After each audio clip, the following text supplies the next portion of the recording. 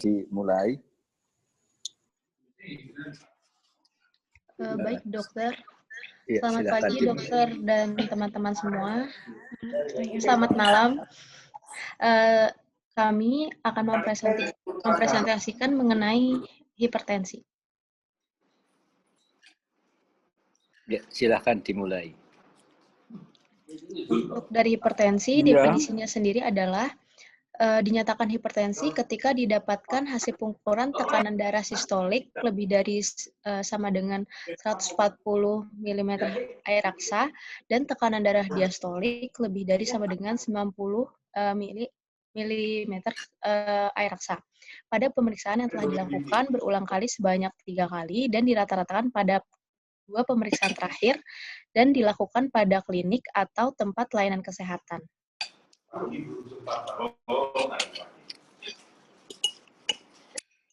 Nah, untuk epidemiologinya sendiri, menurut WHO 2013, hipertensi dialami 1,15 miliar penduduk dunia yang berarti 1 dari setiap 3 orang di dunia tergolong hipertensi. Menurut Riskesdas 2018, dari prevalensi hipertensi sebesar 34,1% diketahui bahwa sebesar 8,8% terdiagnosis hipertensi dan 13,3% orang yang terdiagnosis hipertensi tidak minum obat serta 32,3% tidak rutin minum obat. Riskesdas 2018, penduduk Indonesia berusia 18 tahun ke atas sebanyak 63.309.620 orang, sebanyak 34,1 mengalami hipertensi.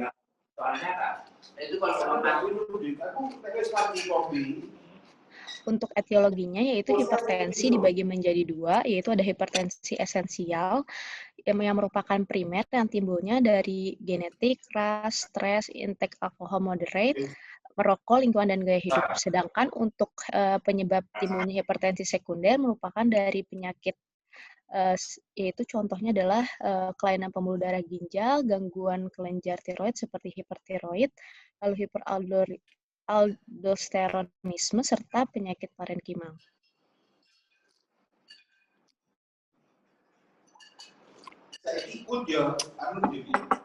Untuk dari faktor resikonya, yaitu terdapat faktor resiko yang bisa dimodifikasi dan tidak. Untuk yang tidak bisa dimodifikasi, yaitu adalah keturunan.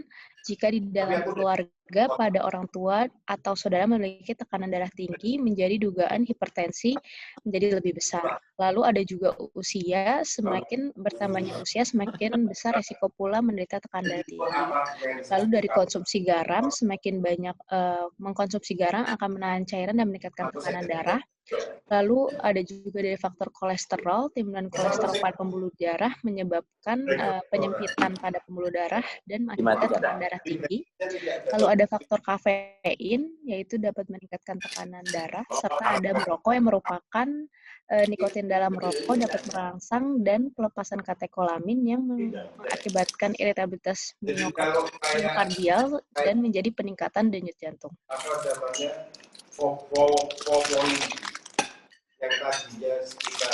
Lalu untuk faktor resiko yang lain itu ada alkohol dapat merusak jantung dan pembuluh darah dan menyebabkan tekanan darah meningkat, obesitas yang memiliki peluang lebih besar mengalami hipertensi, lalu olahraga, kurangnya olahraga dan kurang gerak dapat menyebabkan tekanan darah meningkat, lalu stres juga merupakan jika stres dan kondisi emosi tidak stabil atau cemas, maka akan cenderung meningkatkan tekanan darah serta kontrasepsi, yaitu penggunaan kontrasepsi hormonal estrogen melalui mekanisme renal-aldosteron, media volume expansion, penghentian penggunaan kontrasepsi hormonal dapat mengembalikan tekanan darah menjadi normal.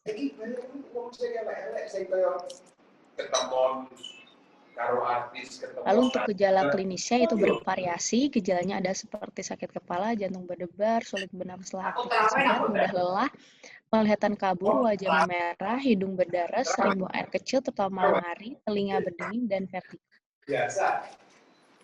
Kenapa di hotel tapi pas nggak Ramadan ya?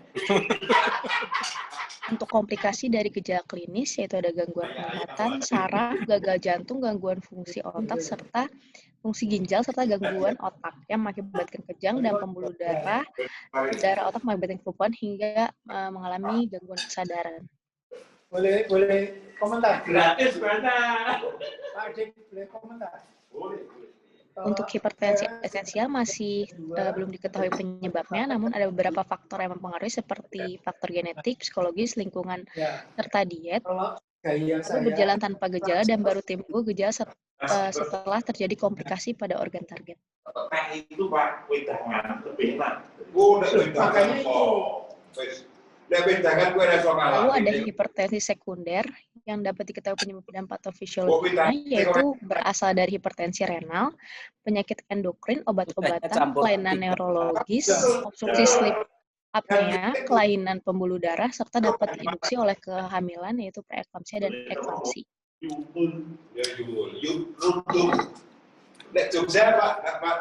Next one, ya. Untuk klasifikasi dari derajat hipertensi menurut PSC 2018 adalah hipertensi derajat 1, 110 sampai 159, dan atau diastoliknya adalah 90 sampai 99, hipertensi derajat 2, 160 sampai 179, dan atau diastolika 100 sampai 109, hipertensi derajat 3, sistolik lebih dari sama dengan 180, dan atau diastolik lebih dari sama dengan 110. Dan untuk hipertensi sistolik terisolasi, sistolik yaitu lebih dari sama dengan 140, dan diastoliknya kurang dari 90.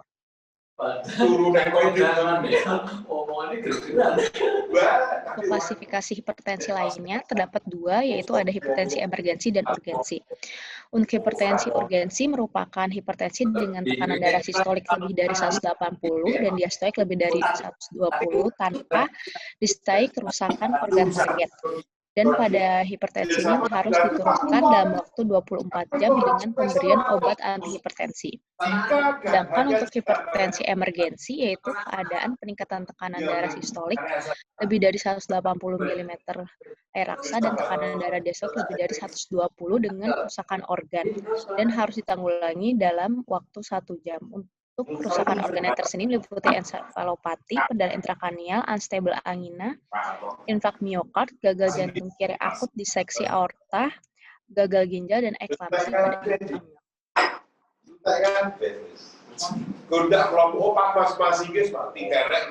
Next one.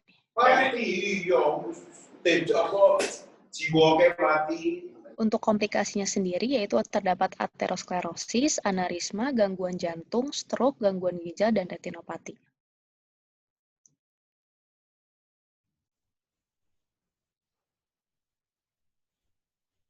Selanjutnya akan dilanjutkan oleh teman saya.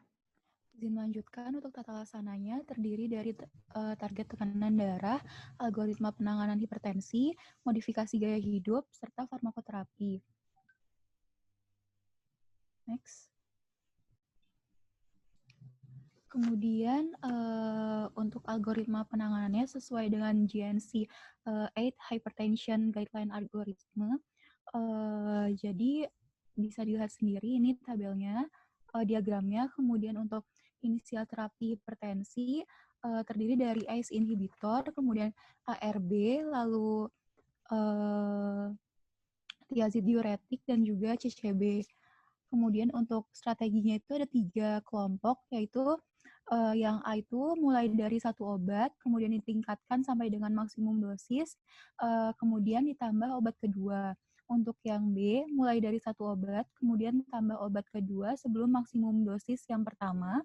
Kemudian untuk yang C, mulai dengan 2 obat pada waktu yang bersamaan, bisa terpisah atau secara kombinasi. Lalu diiringi juga dengan perubahan gaya hidup seperti berhenti merokok, mengontrol glukosa dan juga lemak. Lalu untuk kontrol diet seperti makan makanan sehat, tidak konsumsi alkohol, kemudian menurunkan intake dari sodium. Serta diiringi dengan olahraga 3-4 kali seminggu minimal 40 menit. Next.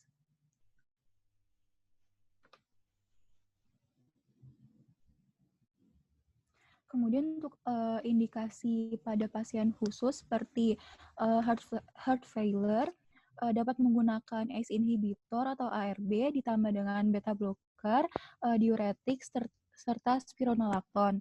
Kemudian untuk post myocard infarct atau klinis coronary artery disease dapat menggunakan ACE inhibitor atau ARB, coronary artery disease dapat menggunakan ACE inhibitor, beta blocker, diuretik, atau ARB. Kemudian untuk pasien DM dapat menggunakan ACE inhibitor atau ARB, CCB, diuretik. Kemudian untuk pasien CKD dapat menggunakan ACE inhibitor atau ARB. Kemudian untuk pasien recurrent stroke prevention dapat menggunakan ACE inhibitor, diuretik. Untuk pasien dengan kehamilan dapat menggunakan labetalol sebagai first line. Kemudian ini macam-macam pilihan obatnya. Next.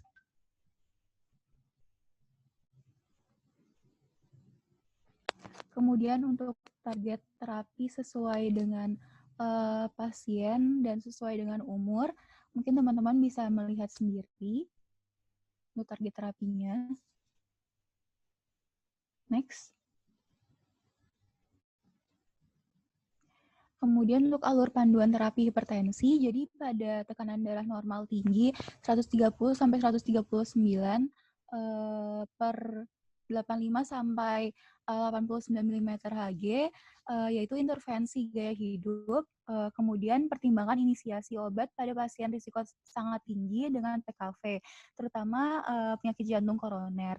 Kemudian pada pasien hipertensi derajat 1 yaitu 140 sampai 159 per 90 sampai 99 mm Hg, dilakukan intervensi gaya hidup, kemudian inisiasi obat segera pada pasien risiko tinggi dan sangat tinggi dengan PKV, penyakit ginjal atau HMOD.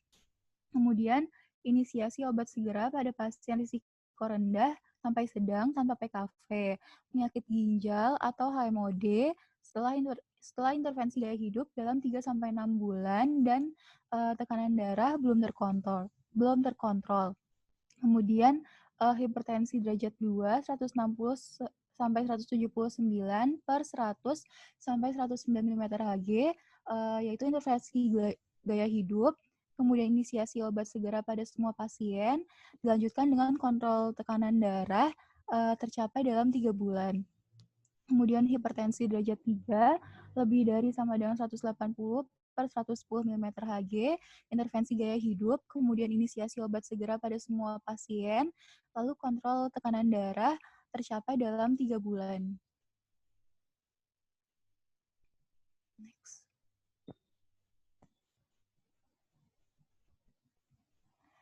Kemudian untuk modifikasi gaya hidup sendiri, terdiri dari penurunan berat badan, adopsi pola makan dietary approaches to stop hypertension, kemudian restriksi garam harian, dilanjutkan dengan aktivitas fisik, pembatasan konsumsi alkohol, serta berhenti merokok. Next. Untuk farmakoterapinya terdiri dari beta blocker, angiotensin 2 reseptor blocker, kemudian ACE inhibitor, calcium channel blockers, dan juga diuretik.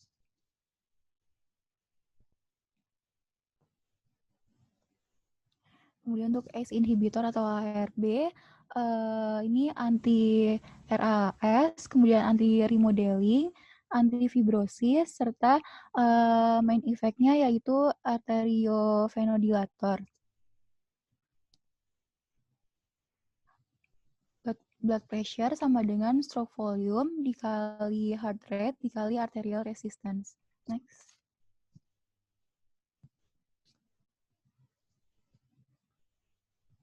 Kemudian untuk ACE inhibitor atau ARB sendiri ini adalah contoh-contohnya yaitu terdiri dari captopril, lisinopril, ramipril, valsartan, candesartan, dan juga irbesartan. Next. Untuk beta blocker sendiri yaitu menurunkan kontraktilitas, menurunkan heart rate, dan juga sebagai particular drug artery dilatation. Next.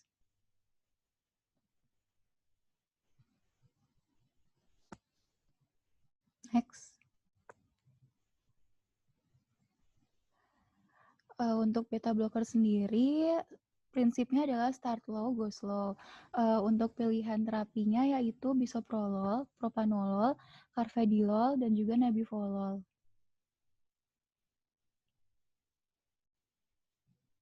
Kemudian untuk CCB non-dihidropyridin, jadi untuk CCB ini ada 2 jenis, yang non-dihidropyridin dan juga dihidropyridin. Untuk yang dihidropyridin terutama bekerja pada arteri sehingga berfungsi sebagai obat antihipertensi. Sedangkan yang non-dihidropyridin memengaruhi sistem konduksi jantung. Jadi efek pada antihipertensinya melalui vasodilatasi perifer dan juga penurunan resistensi perifer. Next.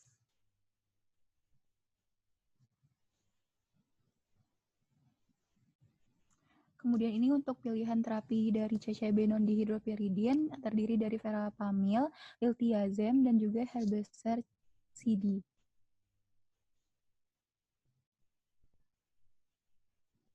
Kemudian akan dilanjutkan oleh teman saya.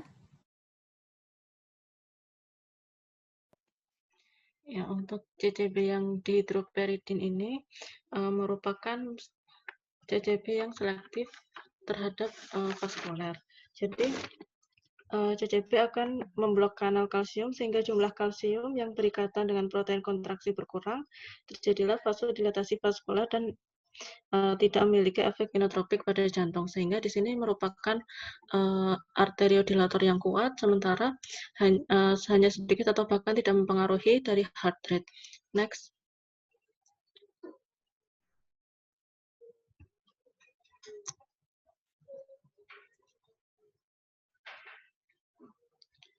Kemudian ini adalah contoh dari obat golongan CCB, ada nifedipin, di mana nifedipin sendiri sudah tidak terlalu direkomendasikan karena memiliki refleks takikardi. Refleks takikardi ini dapat terjadi karena tadi nifedipin merupakan strong arteriovasodilator sehingga terjadinya vasodilatasi pembuluh darah yang mendadak dapat menyebabkan takikardi, kemudian ada juga hipotensi. Kemudian ada latoros merupakan long acting dari nifedipin. Kemudian ada amlodipin.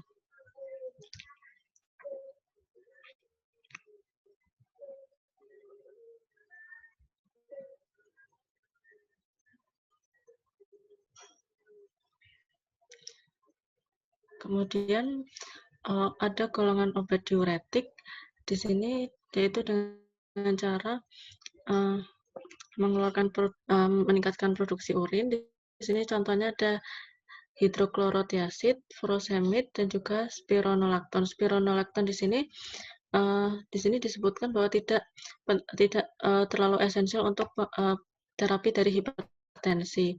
Spironolakton sendiri diberikan ketika terjadi hipertensi resisten, yaitu hipertensi yang tetap tidak terkontrol walaupun sudah menggunakan 3 jenis golongan kombinasi, yaitu golongan S atau ARB, kemudian CCB, dan juga diuretik.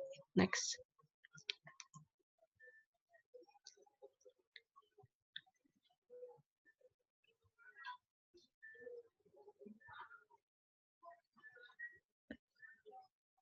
Kemudian ada lagi golongan yaitu penghambat reseptor agonis alfa sentral. Di sini ada contohnya klonidin dan juga metildopa. Untuk klonidin sendiri perlu diperhatikan adanya rebound fenomena, yaitu merupakan peningkatan tekanan darah yang tiba-tiba apabila terjadi penghentian obat.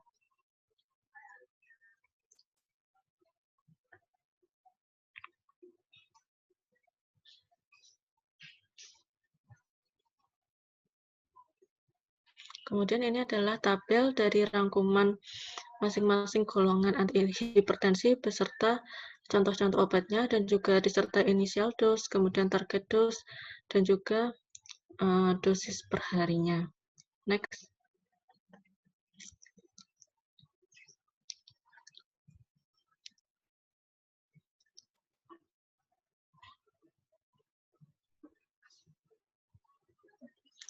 untuk prognosis sendiri, hipertensi dapat dikendalikan dengan baik dengan pengobatan yang tepat. Terapi dengan kombinasi perubahan gaya hidup dan obat-obatan antihipertensi biasanya dapat menjaga tekanan darah pada tingkat yang tidak akan menyebabkan kerusakan dari organ. Kemudian, kunci untuk menghindari komplikasi serius dari hipertensi adalah mendeteksi dan mengobati sebelum terjadi kerusakan.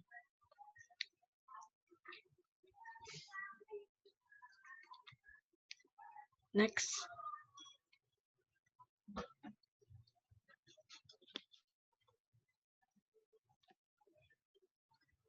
Nah, seperti yang tadi sudah dijelaskan oleh teman saya, bahwa krisis hipertensi di sini dibagi menjadi dua, yaitu hipertensi urgensi, yaitu di mana tekanan darah di atas dari 180/120 mmHg, tapi tidak disertai adanya kerusakan target organ. Sedangkan di sini apabila hipertensi emergensi itu terdapat dari disfungsi atau kerusakan dari organ target.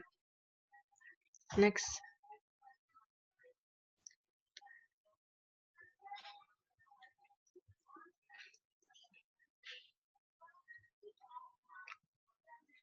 Nah, untuk hipertensi urgensi sendiri merupakan peningkatan tekanan darah di atas 180/120 mmHg atau di sini melebihi dari hipertensi stage 2, di mana tidak ditemukan adanya disfungsi pada organ target. Contohnya adalah peningkatan tekanan darah yang cukup signifikan tanpa adanya gejala seperti pusing, kemudian kesulitan bernafas ataupun nyeri dada. Di sini biasanya disebabkan karena tidak terkontrolnya hipertensi dengan baik.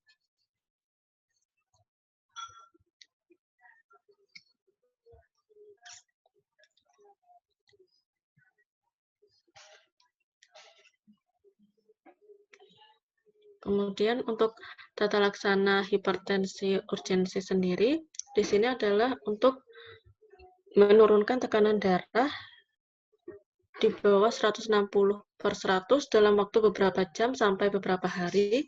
Kemudian kecepatan penurunan tekanan darah tersebut berdasarkan faktor risiko dari masing-masing individu, kemudian maupun juga keparahan dari hipertensinya. Kemudian di sini perlu dihindari adanya overtreating dari hipertensi karena dapat menyebabkan komplikasi hipotensi. Kemudian untuk penggunaan obatnya sendiri adalah obat-obatan yang peroral untuk hipertensi urgensi. Kemudian contoh obatnya di sini bisa dengan menggunakan captopril, clonidine, dan lain-lain. Next.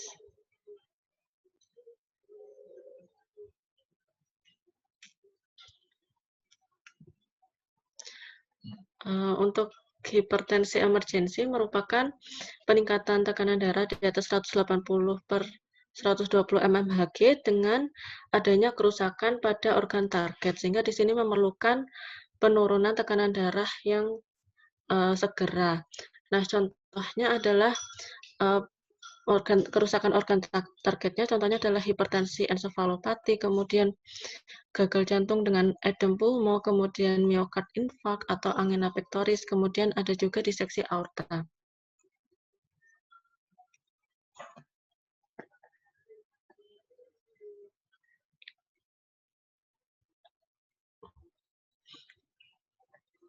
Ya, ini adalah contoh dari kerusakan organ target. Untuk di otak sendiri bisa terjadi stroke, TIA, eklamsi.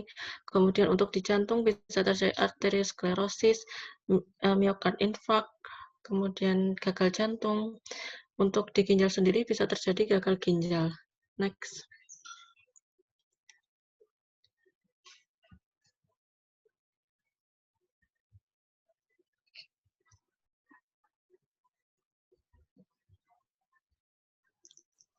Ya, ini merupakan prevalensi terjadinya organ damage pada hipertensi emergensi, di mana di sini yang paling banyak adalah infark cerebri, kemudian diikuti edem pulmo, hipertensi ensefalopati, acute congestive heart failure, miokard infark, perdarahan subarachnoid ataupun intracerebral, diseksi aorta, dan juga eklamsi. Next.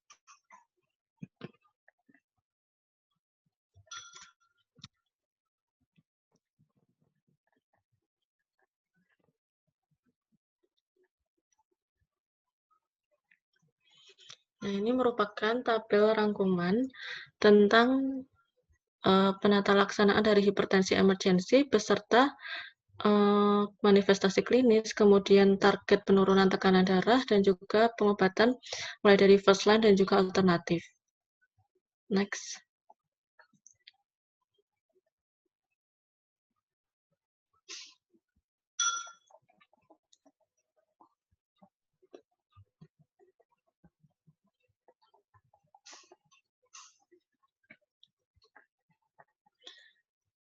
Kemudian ini adalah contoh obat-obatan parenteral yang digunakan untuk hipertensi emergensi. Di sini bisa digunakan sodium nitroprusside, kemudian nitrogliserin, labetalol HCl, fenoldopan, kemudian nicardipin, dan juga esmolol. Untuk labetalol sendiri sedianya tidak ada di Indonesia. Next.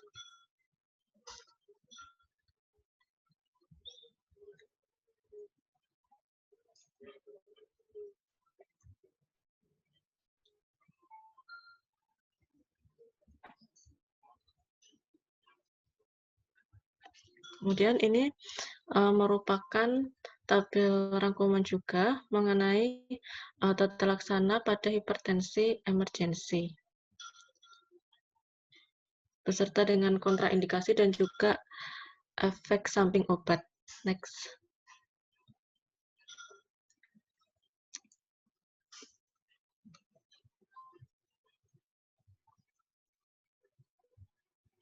Ya, sekian untuk presentasi mengenai materi hipertensi.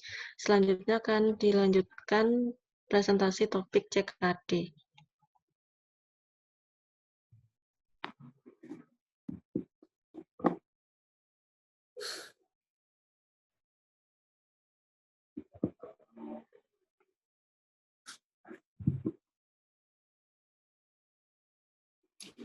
Ya, Assalamualaikum warahmatullahi wabarakatuh. Saya selanjutnya akan melanjutkan presentasi terkait chronic kidney disease atau CKD. Next. Dari definisinya, CKD didefinisikan sebagai adanya abnormalitas struktur ginjal maupun fungsinya dengan ditunjukkan selama lebih dari 3 bulan dengan implikasi pada kesehatan. Kemudian untuk kriteria CKD yang diikuti adanya tanda yang terlihat selama 3 bulan. Yang pertama adanya marker dari kerusakan ginjal, adanya 1 maupun lebih. Markernya itu ada yang pertama albuminuria, untuk AAR lebih dari 30 mg per 24 jam, ACR lebih dari 30 mg per gram, atau lebih dari sama dengan 3 mg per milimol. Kemudian adanya abnormalitas pada urin sedimen. Kemudian adanya abnormalitas pada elektrolit dikarenakan adanya kelainan tubular. Kemudian adanya abnormalitas yang dideteksi dengan pemeriksaan histologi. Kemudian ada abnormalitas struktural yang dideteksi dengan imaging. Kemudian adanya riwayat transplantasi ginjal. Kemudian untuk marker yang kedua atau kriteria yang kedua adanya penurunan GFR. GFR kurang dari 60 ml per minut per 1,73 meter persegi. Next. Selanjutnya, untuk faktor risiko dari chronic kidney disease, yang pertama ada usia. Setelah itu ada riwayat keluarga yang menderita CKD juga. Kemudian intake air putih yang kurang dari 200 ml per hari atau 2 liter per hari. Kemudian adanya riwayat penyakit ginjal akut atau AKI. Kemudian adanya riwayat batu ginjal, hipertensi, dan diabetes mellitus. Untuk jenis kelamin sendiri, pria lebih sering terkena CKD dibandingkan dengan wanita. Kemudian faktor risiko selanjutnya ada obesitas, merokok, nefrotoksin dikarenakan seperti alkohol, NSAID, dan media kontras. Untuk penyebab tersering terjadinya CKD sendiri adalah diabetes, adanya diabetik nefropati, dan tekanan darah yang tinggi. Untuk patofisiologi dari nefropati diabetes sendiri, yang pertama, karena adanya nefropati diabetes, adanya hiperglikemi. Hiperglikemi menstimulasi faktor pertumbuhan.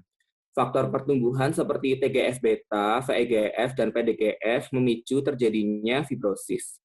yang kemudian dari fibrosis itu menurunkan GFR maupun urine output. Kemudian hiperglikemi sendiri juga menyebabkan adanya mesangial injury melalui AGE maupun ROS. Dari mesangial injury ini menyebabkan dua hal. Yang pertama adanya metabolic effect dan hemodynamic effect.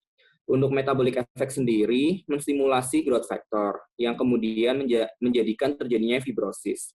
Kemudian untuk yang hemodynamic effect ini ada meningkatkan permeabilitas glomerulus dan meningkatkan tekanan dan stretching dari mesangial yang kemudian menimbulkan hipertrofi dari glomerulus. Kemudian tadi akibat dari permeabilitas glomerulus yang meningkat menyebabkan adanya proteinuria dan juga mengaktifasi RAA system. Proteinuria ini kemudian disebabkan karena adanya take up dari proximal tubulus protein dan kemudian menginisiasi inflamasi. Inflamasi ini sendiri kemudian mengkonversi sel tubulus menjadi fibroblast dan terbentuk adanya scar ataupun adanya jaringan parut yang sehingga menyebabkan fibrosis dan kemudian menurunkan GFR juga.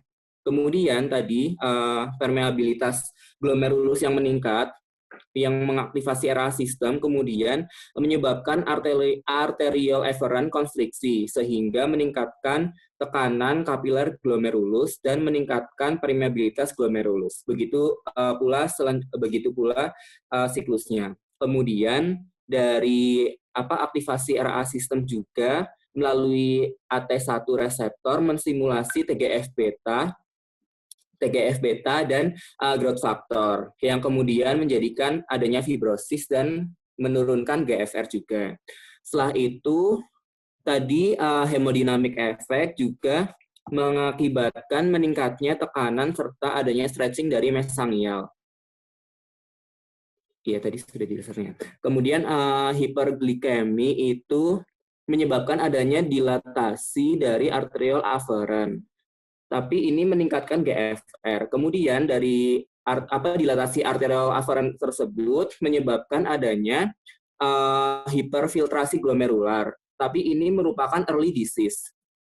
Untuk ini karena early disease glomerular filtration ini akhirnya meningkatkan proximal tubulus sehingga tidak meningkatkan NA transport pada proximal tubulus sehingga meningkatkan aliran pada distal tubulus, kemudian meningkatkan tubuloglomerular feedback sehingga mengaktifkan RAA system. Kemudian konstriksi dari arterial afferent juga meningkatkan GFR yang juga bermanifestasi pada early disease pada glomerular hyperfiltration. Kemudian siklusnya berulang. Seperti yang pada tabel. Kemudian next. Ini untuk masih terkait dengan patofisiologi, adanya diabetes yang meningkatkan RBF, kemudian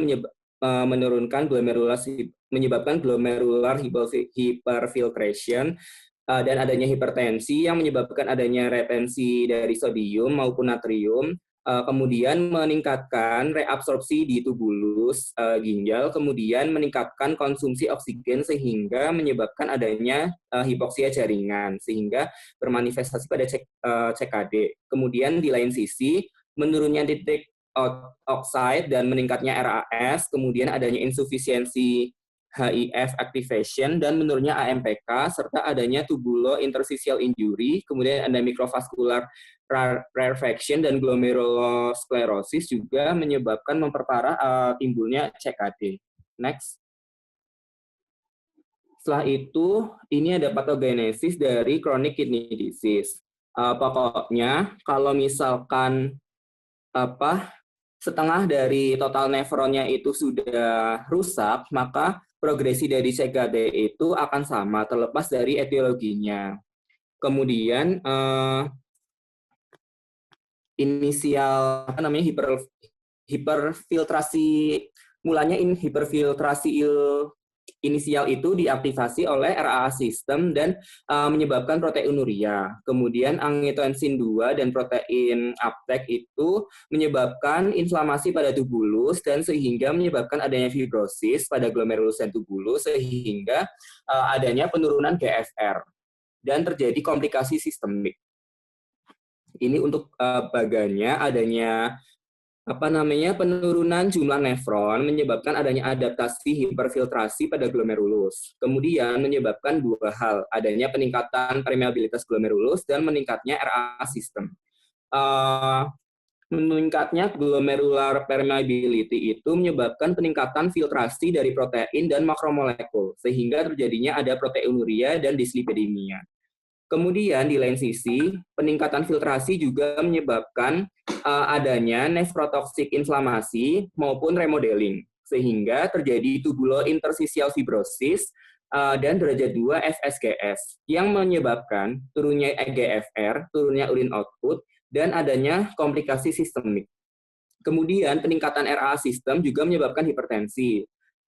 Kemudian pada early in course juga adanya peningkatan dari SNGFR atau simple nephron GFR yang kemudian menyebabkan adanya adaptasi hiperfiltrasi pada glomerulus dan terjadi siklus yang sama seperti yang tadi. Next.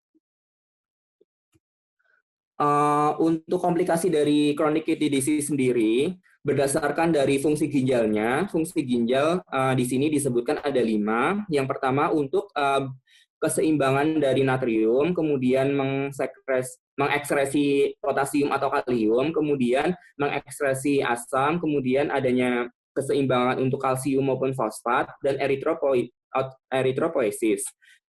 Jika terjadi CKD, maka akan berkomplikasi sesuai dengan fungsinya. Maka akan terjadi retensi sodium dan adanya overload dari volume cairan. Kemudian terjadi hiperkalemi, kemudian terjadi metabolic acidosis, kemudian meningkatnya fosfat, meningkatnya PTH, sehingga menurunnya serum kalsium dan serum kalsitriol, dan terjadi anemia.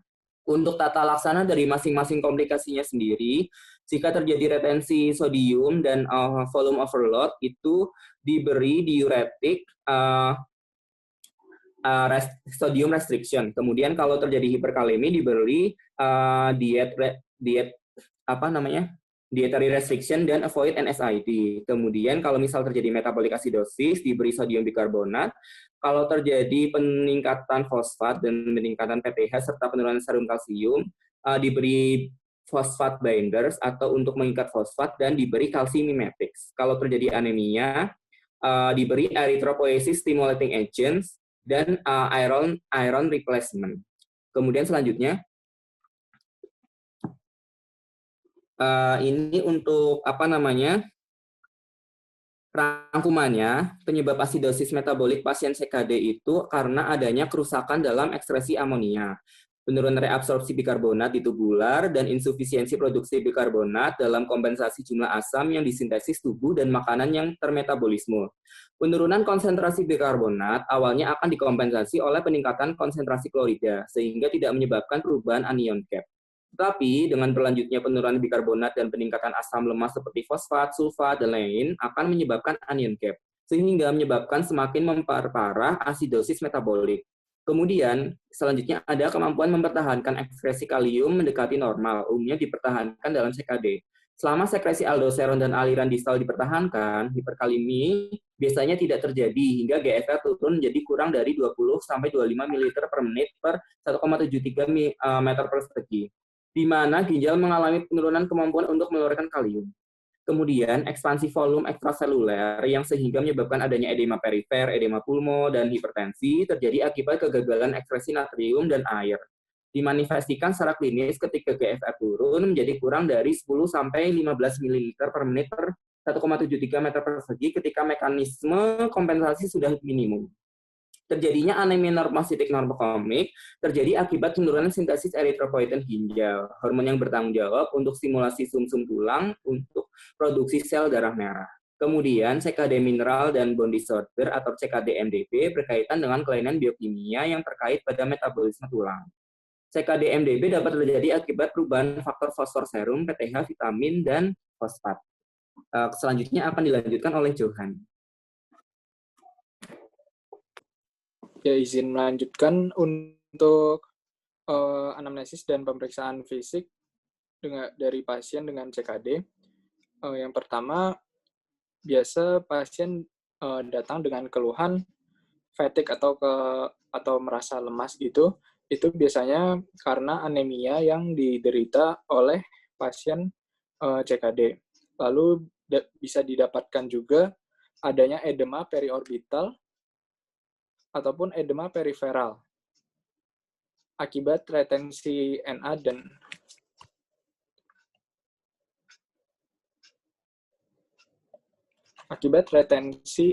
air akibat dari penurunan GFR dan juga dieksaserbasi oleh hipoalbuminemia yang terjadi juga pada pasien CKD.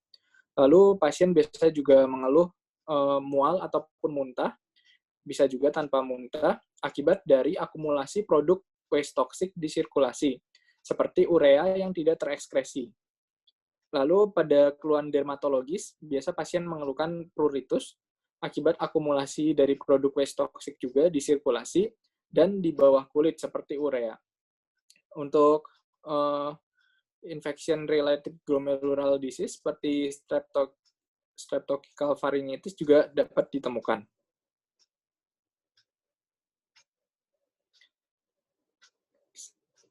Nah, ini untuk pasien CKD biasa dijumpai adanya anemia, di mana melalui mekanisme gangguan ataupun penurunan dari sintesis hormon eritropoietin, di mana penurunan sintesis hormon eritropoietin ini akan mempengaruhi penurunan dari eritropoiesis yang terjadi di sumsum tulang, mengakibatkan terjadinya penurunan produksi dari sel darah merah dan mengakibatkan anemia.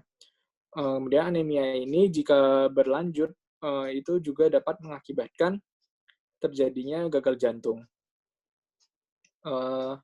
Selain itu juga terjadi peningkatan dari sisa-sisa produk buangan yang bersifat toksin karena tidak dapat dikeluarkan oleh ginjal, juga mengakibatkan kerusakan pada sistem endotel pembuluh darah dan mengakibatkan peningkatan permeabilitas ataupun terjadi inflamasi pada endotel sehingga dapat meningkatkan rasio terjadinya trombosis dan berakhir pada cardiovascular disease.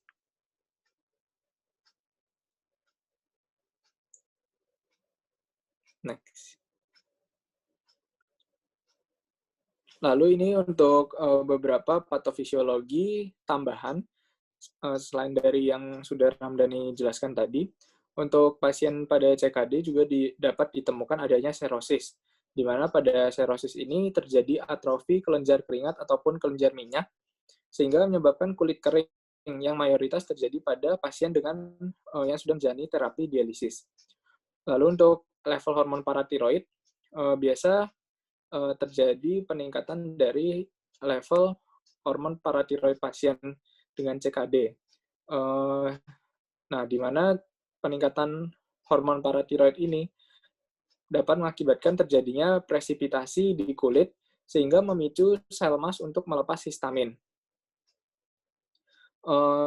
Lalu dapat juga terjadi mekanisme neuropatik di mana terjadi abnormalitas pola inervasi yang berakibat pada peningkatan interaksi sel emas di dermis dan serat aferen C non-myelinated. Lalu untuk opioid system, terjadi ketidakseimbangan antara sistem opioidinergic endogen, di mana reseptor opioid dapat menginduksi gatal. Ini merupakan contoh beberapa mekanisme patofisiologi dari terjadinya pruritus pada pasien dengan CKD. Lalu ini untuk pemeriksaan penunjang dari pasien dengan CKD, dapat dilakukan pemeriksaan laboratorium seperti pemeriksaan GFR ataupun kadar dari kreatinin serum. Kemudian dapat juga dilakukan pemeriksaan urinalisis untuk melihat apakah ada hematuria atau proteinuria, lalu pemeriksaan albumin pada urin untuk melihat apakah ada albuminuria. Lalu untuk pemeriksaan radiologis itu dapat dilakukan dapat melakukan pemeriksaan USG ginjal. Biasa pemeriksaan USG ginjal ini untuk mengetahui ukuran dari ginjal, kemudian dari korteks ataupun medula ginjal, kemudian dapat juga melihat apakah ada hidronefrosis ataupun batu ginjal, kista, massa, ataupun kalsifikasi pada ginjal. Lalu dapat juga dilakukan foto polos abdomen untuk melihat apakah ada batu radio-opak pada ginjal. Lalu pemeriksaan radiologis lainnya dapat dilakukan CT scan abdominal ataupun MRI abdominal. Dan untuk memperjelas, biasa dapat dilakukan pemeriksaan biopsi ginjal. Next. Untuk mengetahui GFR dari pasien, ada beberapa rumus yang dapat digunakan. Yang pertama, rumus Cockcroft-Gault, di mana GFR ini dapat dihitung dengan rumus seperti yang ada di layar, ataupun dapat juga menggunakan rumus MDRD, Modification of Diet in Renal Disease. Next.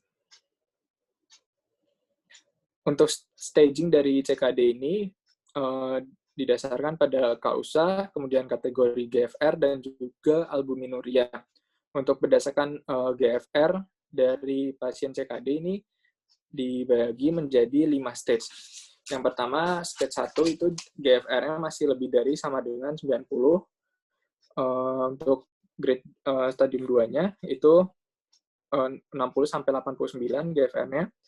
Untuk stadium 3 dibagi menjadi 3A dan juga 3B, di mana 3A GFR-nya masih sebesar 45-59 dan 3B sebesar 30-44.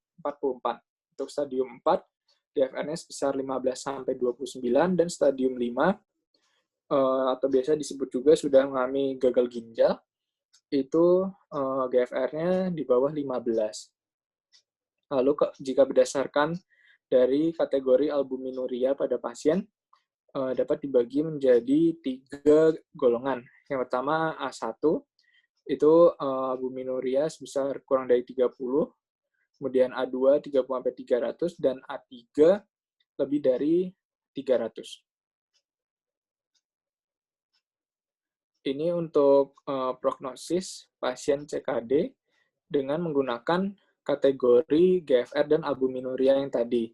Itu yang sisi horizontal itu berdasarkan ukuran GFR, stadium GFR pasien, stadium 1-5 tadi, sedangkan yang vertikal itu berdasarkan kondisi albuminuria pada pasien. Itu ada warna hijau, kuning, oranye, dan merah.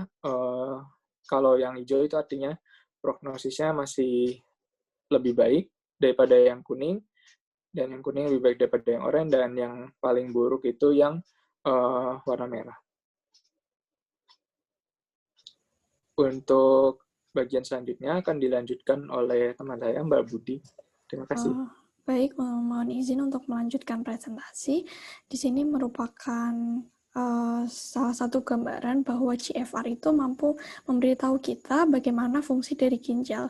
Jadi semakin rendah GFR, semakin rendah pula fungsi ginjal pada pasien CKD. Next. Selanjutnya untuk tata laksana non-farmakologis, di sini yang pertama adalah untuk anjuran nutrisi protein pada pasien, dapat dilihat pada tabel, di mana di sini tergantung dengan GFR pada pasien, terdapat beberapa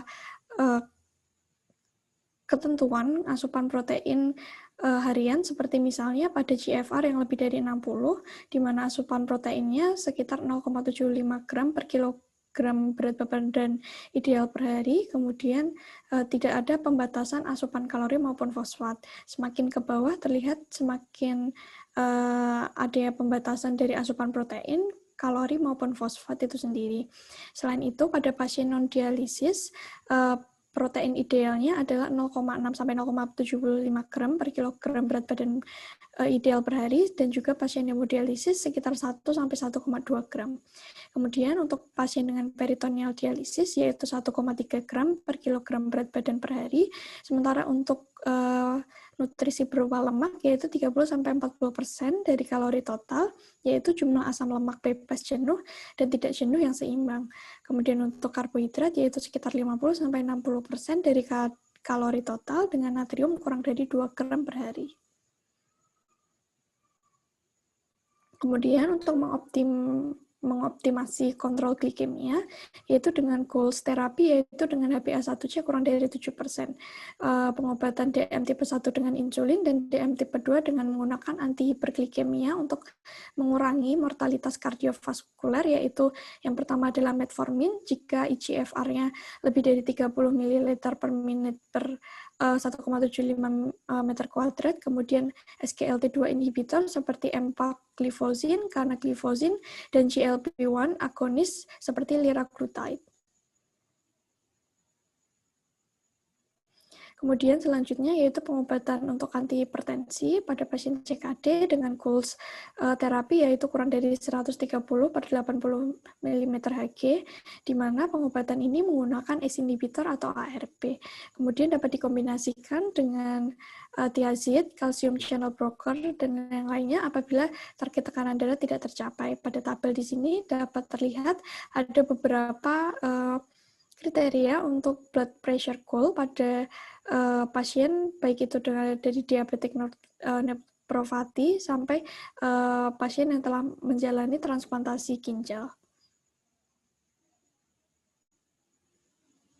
Kemudian selain itu dapat dilakukan beberapa koreksi. Yang pertama untuk koreksi anemia dengan target Hb 10-12 gram per desiliter, di mana dapat menggunakan RO-EPO, kemudian dapat juga menggunakan transfusi PRC. Kemudian untuk kontrol hiperfosfatemia menggunakan kalsium karbonat maupun kalsium asetat. Lalu untuk kontrol osteodistrofi renal menggunakan kalsitriol. Lalu untuk koreksi asidosis metabolik dengan target HCO3 20-22 mili-equal per liter. Kemudian untuk kontrol dislipidemia menggunakan target LDL-nya kurang dari 100 mg per desiliter untuk dianjurkan dengan golongan statin, melakukan koreksi hiperkalemia, dan juga dapat melakukan terapi ginjal pengganti. Lalu untuk rekomendasi pertama, pasien CKD stadium 4 dengan GFR kurang dari 30 bersama-sama dengan keluarga mendapatkan penjelasan mengenai penyakit dan pilihan terapi pengganti ginjal di kemudian hari. Kemudian dapat dilakukan edukasi pradialisis yang terdiri dari penjelasan mengenai penyakit ginjal itu sendiri, pengelolaan penyakit melalui farmakologis maupun non-farmakologis, pilihan terapi berupa HD, transplantasi ginjal, kemudian evaluasi pada fungsi ginjal yang tersisa, kemudian perencanaan pemasangan akses vaskular bagi pasien yang akan menjalani terapi hemodialisis, serta pertimbangan dari faktor sosial ekonomi. Lalu untuk rekomendasi selanjutnya adalah untuk pemasangan akses vaskular yang permanen pada waktu yang tepat dan sebaiknya dilakukan pada pasien dengan CKD stadium 4. Kemudian hal penting yang untuk diketahui adalah mencegah pemasangan akses temporer untuk mengurangi komplikasi akibat kateter dan juga memberikan waktu maturasi yang cukup untuk fistula yang terbentuk. Kemudian untuk persiapan lain pada inisiasi hemodialisa adalah penilaian kelayakan dari akses vaskular yang permanen. Kemudian pasien yang belum memiliki akses vaskular permanen sebaiknya dilakukan pemasangan akses vaskular temporer, pemeriksaan serologi HBsAg, anti-HCP, dan juga anti-HIV, kemudian juga penilaian klinis kelayakan atau persyaratan untuk menjalani tindakan hemodialisa. Berikut daftar pustaka dari presentasi kami. Baik, Mohon izin dokter untuk presentasi dari kami sudah selesai. Mungkin ada feedback dari dokter mengenai materi hipertensi dan CKD yang telah kami sampaikan. Ya, yang pertama tentang hipertensi. Jadi saat ini kita di Indonesia sudah punya guideline hipertensi sendiri.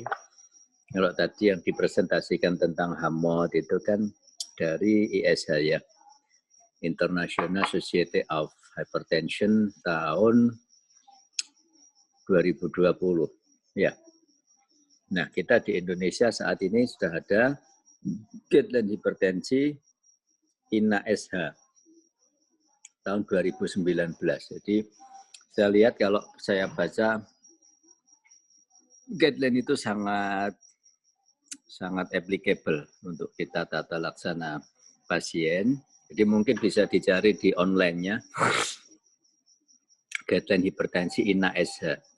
Jadi di Indonesia saat ini ada perkumpulan keseminatan hipertensi di mana anggotanya dari Persatuan Nefrologis Indonesia, jadi ahli ginjal hipertensi, kemudian dari PERGI, Persatuan Ahli Jantung, dan juga dari Perdosi, Persatuan Ahli Saraf, yang bergabung dalam satu perkumpulan yang namanya INA-SH. Jadi INA-SH ini setiap berkala berapa tahun sekali ketuanya giliran. Jadi misalnya tahun ini dari KGH, konsultan ginjal hipertensi, berikutnya dari SPJP, berikutnya dari spesialis saraf. Yang bingung sekarang spesialis saraf itu singkatannya apa ya? Ada SPS yang lama, sekarang ada SPN, spesialis notaris mungkin ya. Udah dengar gelarnya yang baru? Bisa dengar suara saya? Bisa, Bisa ya. Nah, nanti coba dicari guideline hipertensi. Kemudian yang patut dipelajari juga nanti penata laksanaan hipertensi tetap bersamaan antara penata laksanaan non-farmakologis dengan farmakologis.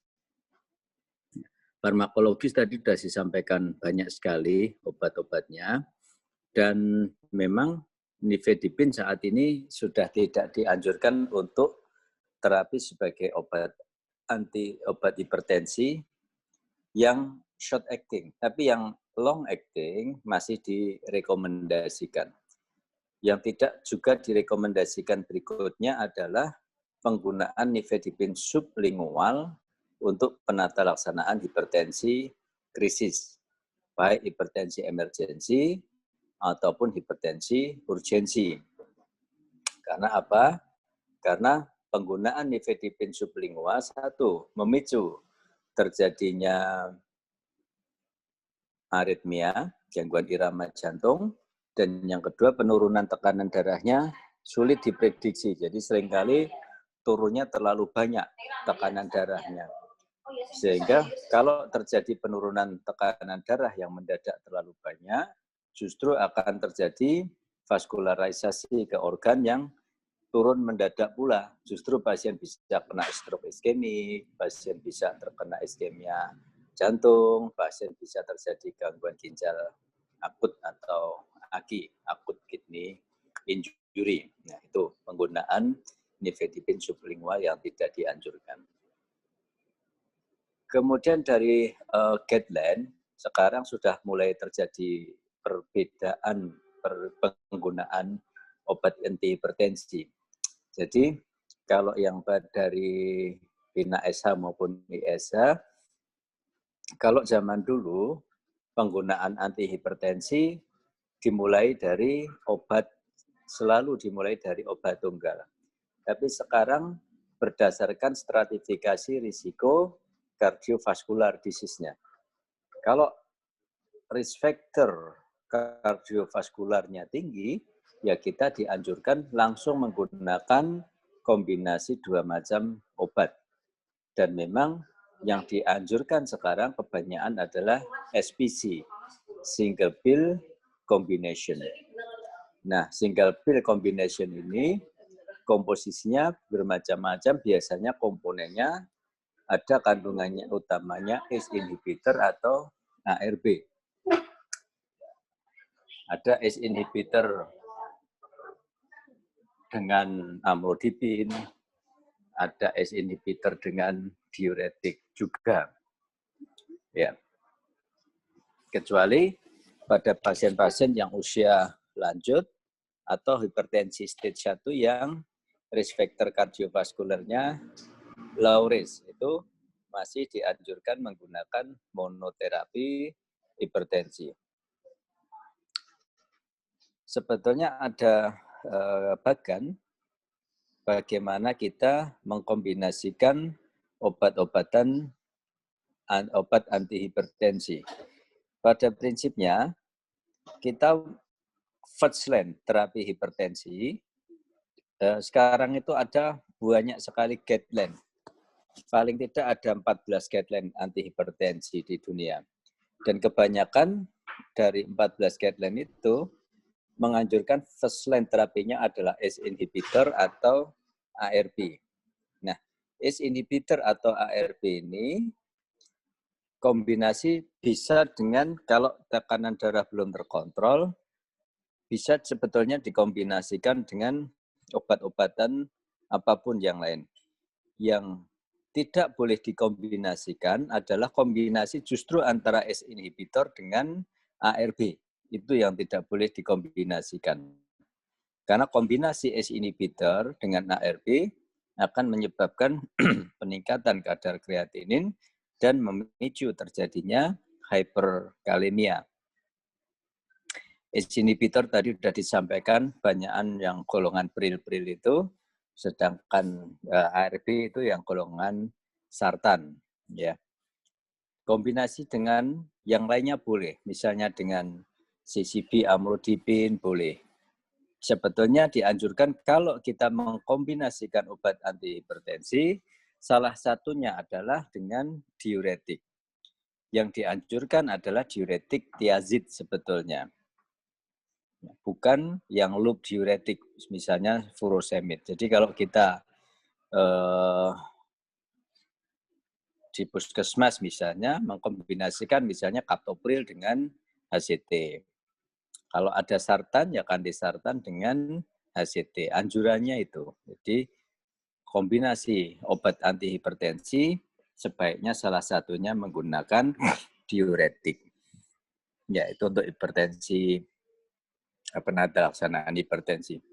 Untuk hipertensi emergensi maupun urgensi, jadi kalau hipertensi emergensi itu harus diturunkan tekanan darah 1-2 jam harus mencapai MAP. Jadi panduannya adalah MAP, mean arterial pressure, di mana MAP ini kalau di tempat yang tidak ada monitoring, kita bisa menggunakan rumus 2 kali diastolik ditambah 1 sistolik dibagi 3. Itu MAP-nya. Target penurunan NAP itu kurang lebih 20% dari awalnya. Jadi tidak boleh kita menurunkan tekanan darah itu dalam waktu singkat langsung mencapai target terapi normal. Tidak boleh. Ya, karena tadi sudah saya sampaikan, hal itu akan menyebabkan iskemia pada organ-organ yang vital. Jadi diturunkan cukup mencapai MAP 15-20%, kemudian target tekanan darah dicapai dalam waktu bisa sampai 48 jam. Tapi yang penting kalau hipertensi emergensi, 1 jam pertama, 1-2 jam pertama, target MAP sudah harus tercapai. Dan perbedaan antara hipertensi urgensi dengan emergensi adalah penggunaan obatnya. Kalau emergensi, kita menggunakan obat yang parenteral. Yang beredar ada di Indonesia itu nicardipin, kemudian diltiazem, kemudian nitrat, kemudian klonidin. Tapi saya tidak yakin klonidin itu sudah, klonidin yang injeksi sepertinya lama sudah tidak ada. Jadi saat ini praktis yang ada hanya nicardipin, kemudian diltiazem injeksi, dan nitrat. Nitrat biasanya digunakan pada pasien hipertensi emergensi dengan target organnya adalah dekompensasio edema paru. Edema paru. Kemudian kalau nicardipin dan diltiazem, hampir semua kelainan target organ akut bisa menggunakan obat tersebut. Hanya hati-hati pada pasien dengan stroke hemorrhagic. Penggunaan nicardipin pada stroke hemorrhagic, karena efek samping akut dari nicardipin adalah peningkatan tekanan intrakranial. Kita tahu pada pasien dengan stroke hemorrhagic juga biasanya terjadi peningkatan tekanan intrakranial. Sedangkan kalau kita melabel pasien dengan hipertensi urgensi, kita menggunakan cukup dengan obat-obat oral, tidak perlu menggunakan obat-obatan injeksi. Jadi kalau kita melabeli hipertensi emergensi, treatment harus parenteral. Kalau kita mendiagnosis dengan hipertensi urgensi, obat harus menggunakan obat yang oral. Jadi tidak boleh label kita hipertensi emergensi, tapi kita berikan klonidin tablet misalnya, tidak boleh. Ya. Nah, untuk hipertensi urgensi, obat-obatan yang masih bisa digunakan, klonidin masih bisa digunakan, kemudian captopril. Jadi sebetulnya untuk hipertensi urgensi dianjurkan obat-obat yang masa kerjanya short acting yang dianjurkan. Captopril, klonidin. Jadi klonidin misalnya tensinya masih menetap tinggi, tiap 1 jam boleh diminum lagi sampai dengan dosis maksimal 0,6 miligram. Jadi kalau klonidin 1 tablet itu 0,15 miligram. Jadi bisa diulang sampai 4 kali. Kemudian ada pertanyaan nggak dulu sampai di sini untuk hipertensi?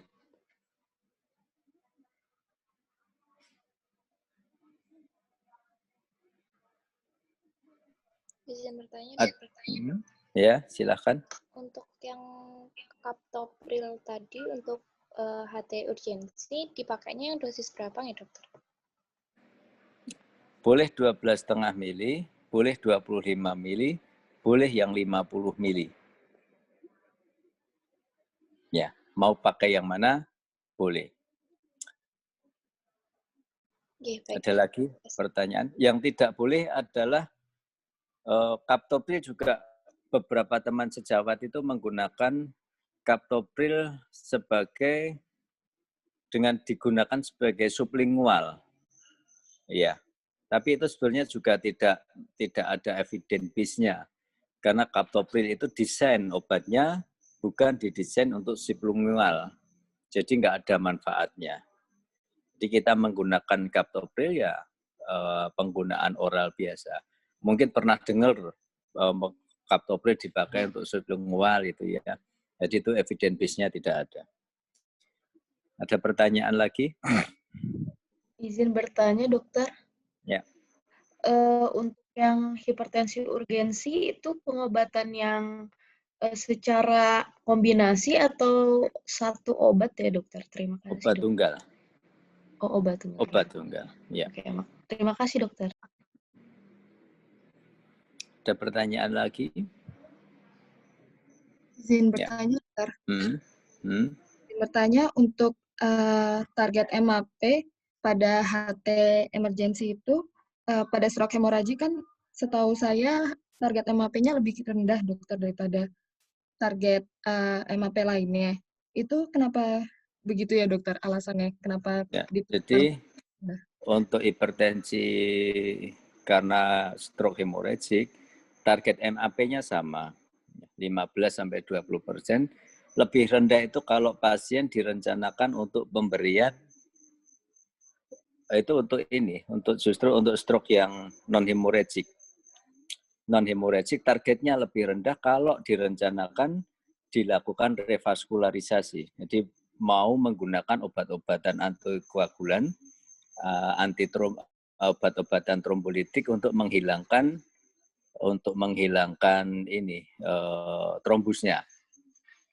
Nah, jadi kalau pasien stroke trombotik, stroke infak, kan ada trombus, direncanakan untuk dilakukan pemberian obat trombolitik, tekanan darahnya diturunkan bahkan mencapai mendekati normal. Setelah mendekati normal, diberikan obat-obatan trombolitik. Karena kalau tekanan darahnya masih agak tinggi, penggunaan trombolitik akan memicu terjadinya stroke hemorragik. Ya, itu untuk pasien dengan stroke infak. Tapi kalau tidak direncanakan pemberian trombolitik, itu penurunan tensinya bahkan tidak terlalu rendah, hanya 10-15% MAP-nya. Itu kalau yang dipakai di American Neurology Association. Itu mereka menurunkan untuk stroke infak hanya 10-15% MAP-nya. Untuk yang hemorragik sama. 15-20%. Ada pertanyaan lagi? Terima kasih, dokter. Tanya, dokter. Ya. Ini lebih mengenai terapi hipertensi sehari-hari. Untuk golongan ACE inhibitor, apakah ada perbedaan indikasi pemberian captopril, ramipril, atau lisinopril, dokter? Ya, sebetulnya hampir sama semuanya. Tapi tetap masing-masing dalam satu golongan itu ada perbedaan. Jadi biasanya perbedaan itu pada lipofilik atau hidrofilik. Dan nanti akan berhubungan dengan TP ratio. Jadi TP ratio itu, kalau TP rasionya lebih dari 1, obat itu akan lebih stabil kadarnya selama 24 jam di dalam darah. Ya. Memang saat ini dianjurkan kalau kita menggunakan obat antihipertensi itu yang long acting. Tujuannya apa? Karena dia kadar di dalam darah lebih stabil dan juga akan memperbaiki kepatuhan atau compliance pasien. Ya. Dianjurkan menggunakan yang long acting. Memang dari beberapa studi tetap masing-masing itu mempunyai keuntungan dan kekurangan. Jadi ada yang menyebutkan dari sisi efek samping misalnya.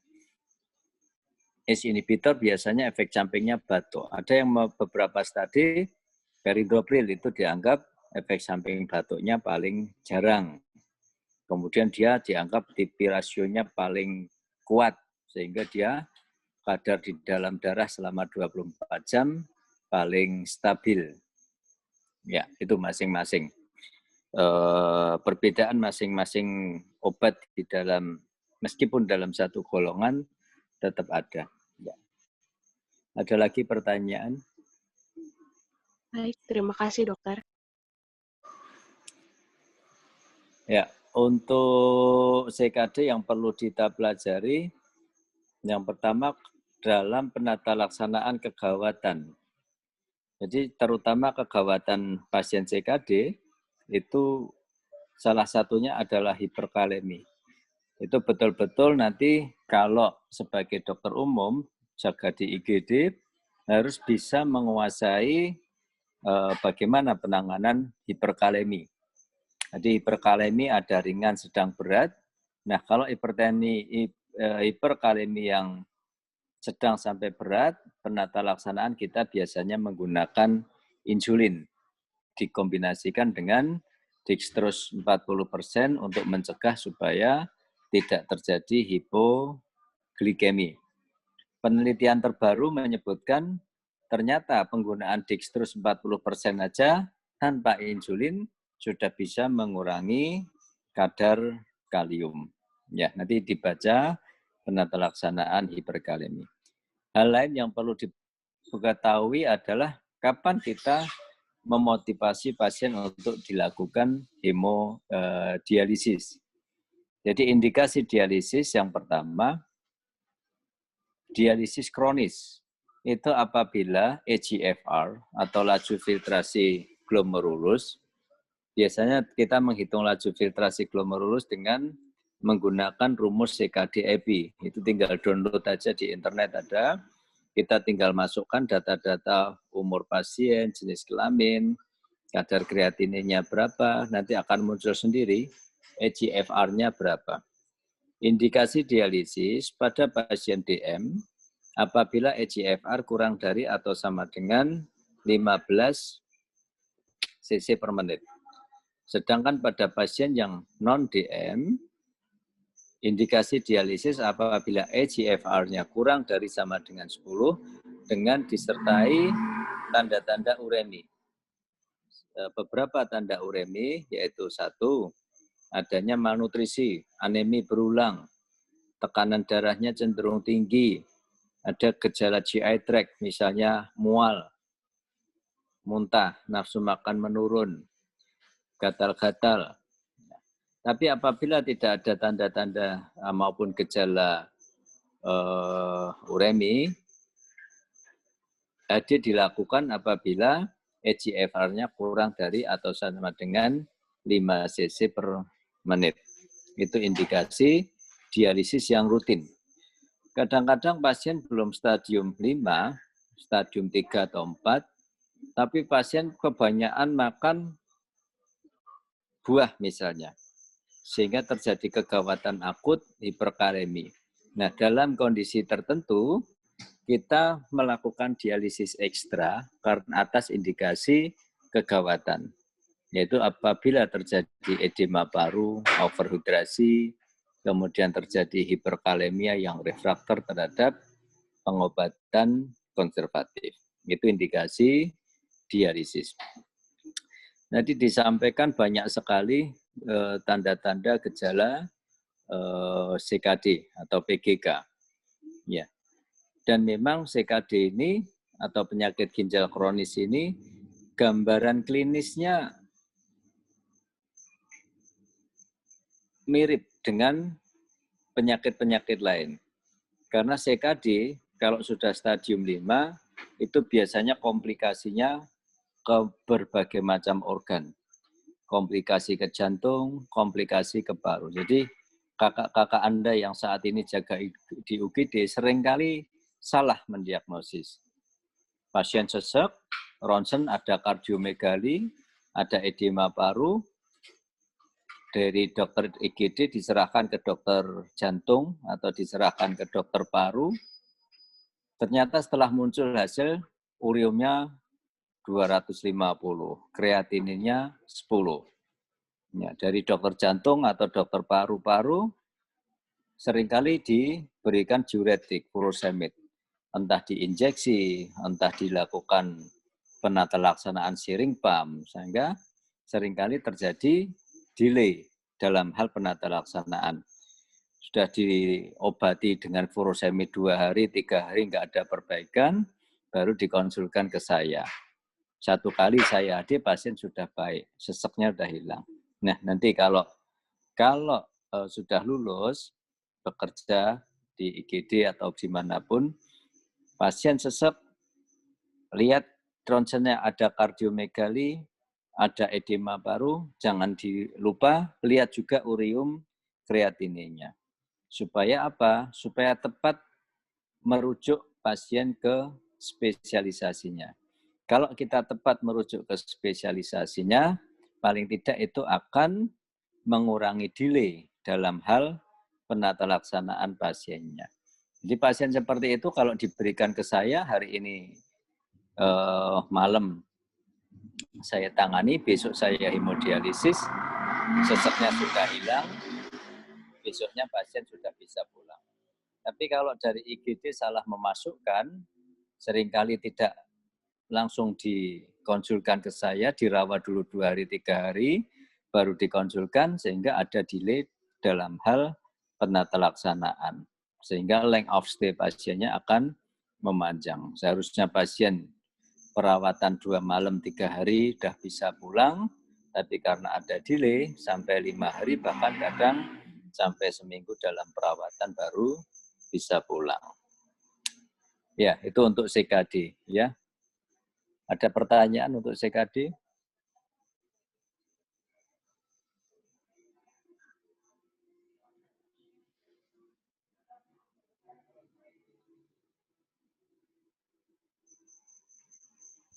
Punten dokter, izin bertanya dokter. Ya. Untuk CKD sendiri, anamnesis khas yang mungkin dapat kita tanyakan apa ya dokter? Kalau misalkan kita harus melihat ada pemeriksaan ureum kreatininnya dokter. Ya, dari anamnesis biasanya sesak. Kemudian jangan lupa risk factor untuk CKD atau kausa. Ada DM atau tidak, ada hipertensi atau tidak. Anamnesis seperti itu. Kadang gatal-gatal karena adanya uremi. Kemudian pemeriksaan fisik seharusnya kita berhadapan dengan pasien CKD itu kita sudah bisa tahu. Pada saat berbicara biasanya ada nafas, bau nafas yang uremikum. Bau nafasnya seperti urin. Kemudian warna kulit biasanya lebih gelap. Kemudian ada hipertensi kalau kita pemeriksaan vital sign-nya. Mata biasanya konjungtivanya sudah pucat. Kemudian juga mulai ada udim-udim. Biasanya itu. Ya. Jelas? Jadi dokter, terima kasih banyak dokter. Ada pertanyaan lagi?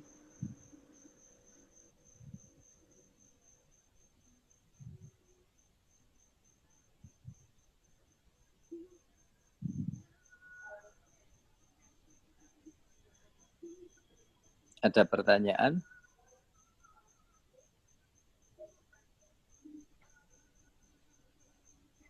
Ya, sudah tidak ada pertanyaan. Kalau sudah tidak ada pertanyaan, kita tutup diskusi kita. Terima kasih atas perhatiannya. Semoga apa yang kita diskusikan hari ini bermanfaat, terutama nanti apabila kita sudah bekerja sebagai dokter, bisa memberikan pelayanan yang baik, yang tepat, yang sesuai standar pada pasien yang kita tangani. Ya. Terima kasih perhatiannya. Bila taufik wal hidayah. Assalamualaikum warahmatullahi wabarakatuh. Waalaikumsalam warahmatullahi wabarakatuh. Terima kasih atas ilmunya dokter.